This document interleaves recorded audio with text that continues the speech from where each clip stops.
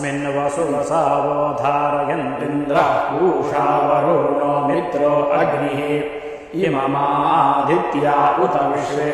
च देवा परस्मिन् ज्योतिषि धारयन्तु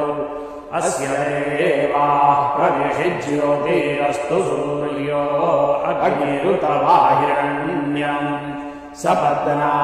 अस्मदधारे भवन्तु तमन्नाकमधीरो हयेमम् येनेन्द्राय समभारः पयांसुत्तमेन ब्रह्मणाय जपते तदा तेन त्वमग्न इह वर्धयेमं स जातानां श्रेष्ठ्य आधेहेनम् ऐषान्यज्ञमुत वर्चो ददेहं रायस्पोषामुत चित्तान्यग्ने सपत्ना अस्मदधारे भवन्तु तमन्नाकमधीरो हयेमम्